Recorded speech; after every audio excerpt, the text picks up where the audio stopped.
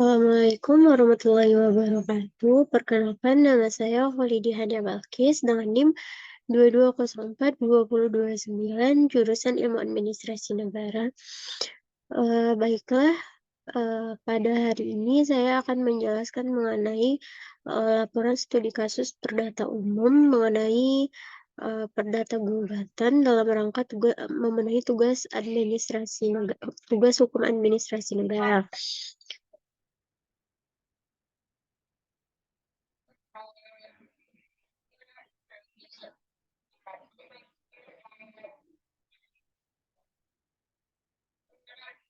Eh, Latar belakang perkaranya adalah sidang ini merupakan perkara perdata umum, yaitu masuk klasifikasi permasalahan pelanggaran hukum, yang mana pihak penggugat menuntut tergugat atas masalah sertifikat tanah dan rumah yang terletak di Kompleks Wisma Indah, Blok D102 RT 048 RW 007 RT 002 RW 007, Kelurahan Parupuk Tabing, Kecamatan Kota Tengah, Kota Padang, Provinsi Sumatera Barat.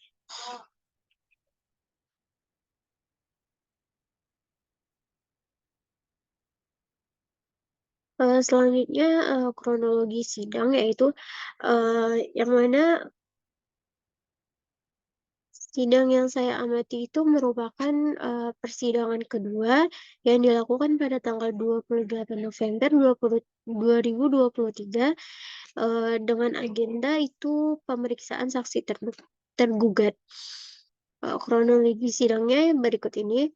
Pada tanggal 28 November 2023 dilakukan pemeriksaan saksi tergugat, di mana saksi tersebut terdiri atas dua orang, atas nama Bapak Sudarsono selaku Ketua RW dan Ibu Nidit Suryadi sebagai tetangga tergugat. Sebelum mulai persidangan, kedua saksi membacakan sumpah untuk tidak memihak kepada tergugat maupun penggugat.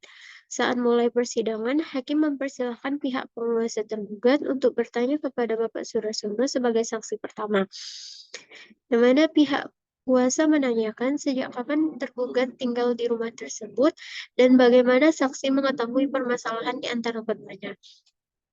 Bapak Sudarsono sebagai saksi pertama itu mengatakan bahwa tergugat atau Ibu Jusa itu telah tinggal di rumah tersebut sejak tahun 2014, dan alasan mengapa saksi mengetahui permasalahan tersebut itu karena pihak penggugat atau Ibu Suryati datang ke rumah Bapak Sudarsono sebagai saksi untuk melapor bahwasanya Ibu Suryati ingin menempati rumah tersebut karena sertifikat rumah dan tanah sudah atas nama Ibu Suryati.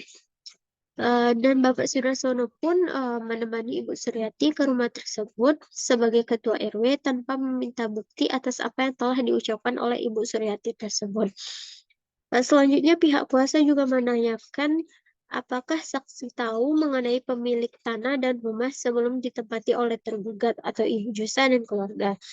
Namun saksi mengatakan bahwa ia tidak mengetahui siapa pemilik tanah dan rumah tersebut sebelum ditempati oleh tergugat, dan juga permasalahan tersebut tidak diteruskan ke kelurahan, hanya melapor ke RT saja.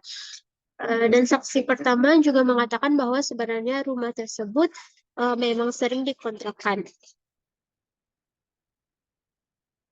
Selesai dengan saksi pertama, itu dilanjutkan dengan saksi kedua, yaitu Ibu Nidit Suryani sebagai tetangga tergugat. Jadi mana pihak kuasa tergugat menanyakan sejak kapan saksi tinggal di daerah tersebut dan bagaimana saksi mengetahui permasalahan yang terjadi di antara keduanya. Saksi kedua atau Ibu Suryani mengatakan bahwa ia sudah tinggal di daerah tersebut sejak tahun 1985 dan kenal dengan tergugat sejak tahun 2014 karena ikut organisasi kemasyarakatan. Saksi kedua atau Ibu Suryani mengetahui permasalahan tersebut dari tetangga, yang mana pihak kuasa penggugat juga menanyakan di mana saksi tinggal. Saksi menjawab bahwa ia tinggal di blok A1 nomor 3 dan sekiranya itu berjarak kurang lebih 100 meter dari rumah tergugat. Pihak kuasa penggugat juga menanyakan apakah saksi atau Ibu Suryani tahu siapa pemilik rumah tersebut sebelum ditempati oleh pihak tergugat, Ibu Jusa, dan apakah saksi pernah mengetahui bahwa rumah tersebut pernah dijual? Saksi kedua, atau Ibu Suryani mengatakan bahwa ia tidak pernah mengetahui siapa pemilik asli rumah tersebut dan tidak pernah mengetahui jika rumah tersebut pernah dijual atau akan dijual, serta mengatakan bahwa ia hanya tahu tergugat atau Ibu Jusa sebagai pemilik rumah tersebut, tetapi tidak pernah bertanya atau memastikan kepada tergugat Ibu Jusa apakah itu benar rumah miliknya atau tidak. Nah, selanjutnya pihak kuasa penggugat mengatakan bahwanya saksi kedua, Ibu Suryani, hanya menyimpulkan bahwa rumah tersebut milik tergugat atau Ibu Jusa. Setelah selesai pemeriksaan kedua saksi, persidangan pun ditunda hingga bulan depan.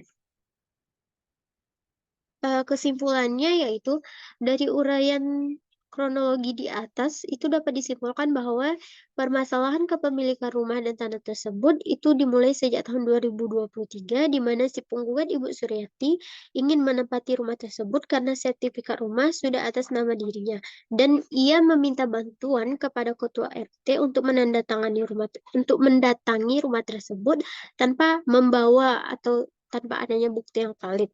Namun rumah tersebut telah dikontrak oleh tergugat, Ibu Jusa dan keluarga sejak tahun 2014. Dan kedua saksi memberikan informasi yang akan mempengaruhi keputusan persidangan berikutnya yang akan dilanjutkan pada bulan depan. Jika dianalisis, permasalahan tersebut dimulai sejak tanggal 3 Juli 2023, yang mana itu klasifikasi perkaranya perbuatan melawan hukum dengan nomor surat 113-PDT-G-2023-PN-PDG. Ya, sebelum sidang kedua itu telah dilakukan sidang pertama pada tanggal 18 Juli 2023. Dan selanjutnya itu telah diadakan mediasi juga pada tanggal 26 Juli 2023. Namun pada mediasi ini tidak terdapat, maksudnya tidak ada perubahan yang signifikan untuk menyelesaikan masalah tersebut. Dan juga jika dianalisis lagi, permasalahan tersebut sebenarnya bisa diselesaikan dengan cara mediasi. Karena jika pihak penggugat atau Ibu Suryati dari awal memberikan bukti kepemilikan rumah kepada saksi pertama selaku ketua RW, maka itu sudah menyelesaikan masalah. Akan tetapi dari sidang yang saya amati tersebut, pihak penggugat tidak dapat memberikan bukti kepada ketua RW atas pengakuan yang telah disampaikan.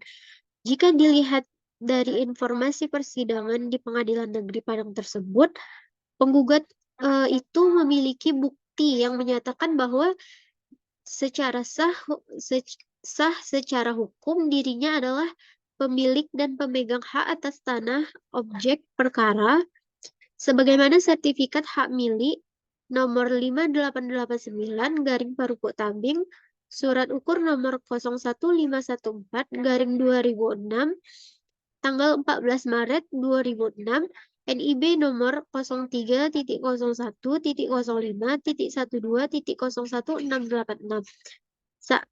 Dan saat ini terdaftar atas nama Suryati atau penggugat tadi yang terletak di Kompleks Wisma Indah 7, Blok D1, 02 RT, 048 RW, 007 RT, 002 RW, 007, Kelurahan Parupuk-Tambing, Kecamatan Koto Tengah, Koto Padang, Provinsi Sumatera Barat. Dan dari sertifikat secara sah tersebut, sebenarnya perkara tersebut bisa diselesaikan karena si penggugat itu telah memiliki bukti. Namun dari keterangan saksi, sebelum adanya perkara ini, saksi juga mengatakan bahwa pihak penggugat dan tergugat itu juga memiliki masalah lain yang sebenarnya belum terselesaikan dengan alasan yang tidak diketahui.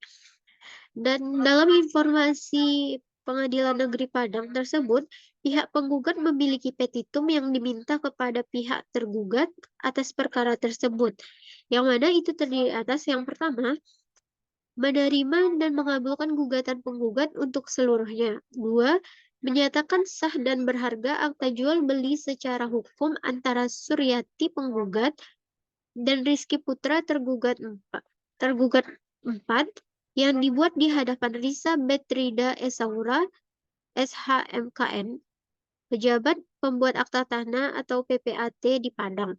Yang ketiga, menyatakan sah secara hukum penggugat adalah pemilik dan pemegang hak atas tanah objek perkara, sebagaimana sertifikat hak milik nomor 5889 garing Parupuk Tabing surat ukur nomor 01514 garing 2006 tanggal 14 Maret 2006 NIB nomor 03.01.05.12.01.686 yang mana saat ini terdaftar atas nama Suryati penggugat yang terletak di Kompleks Wisma Indah 7 Blok D1 02 RT 048 RW 007 RT 002 RW 007 Kelurahan Parupuk Tabing Kecamatan Kuto Tengah Kota Padang Provinsi Sumatera Barat.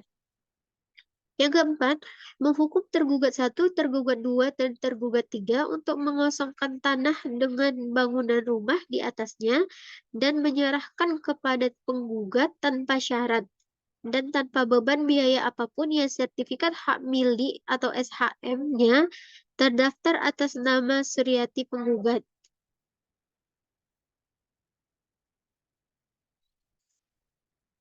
5. Menghukum tergugat 1, tergugat 2, dan tergugat 3 secara tanggung renteng untuk mengganti kerugian yang dialami oleh penggugat secara tunai dan seketika, yaitu yang pertama, kerugian material yang dialami oleh penggugat sebesar 670 juta rupiah. Yang kedua, kerugian moral adalah sebesar 500 juta rupiah.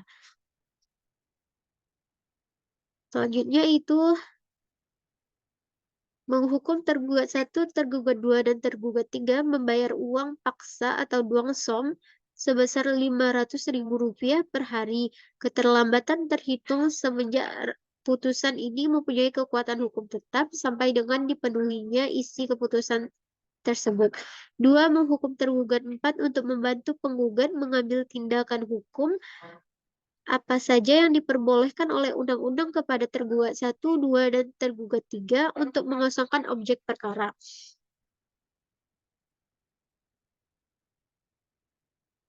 Yang ketiga, menghukum para tergugat untuk tunduk dan patuh menjalankan serta melaksanakan isi putusan secara sukarela. Jika tergugat 1, tergugat 2, dan tergugat 3 ingkar, maka dilakukan dengan upaya paksa dengan bantuan aparat pemerintah atau kepolisian dan aparat hukum lainnya.